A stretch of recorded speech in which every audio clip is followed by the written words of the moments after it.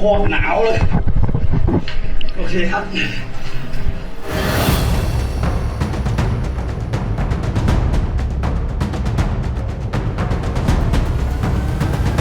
ภารกิจนี้ความยากลำบากมันขึ้นอยู่กับฝนครับตอนนี้ฝนได้ตกลงมา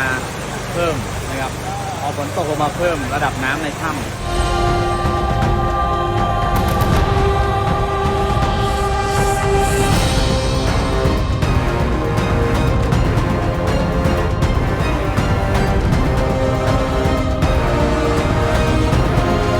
Ang pinakadelikadong trabaho sa lahat ng napasukan ko. Kasi hindi nga namin nakita kung yan ay guguho sa ilalim, na matatabunan kami.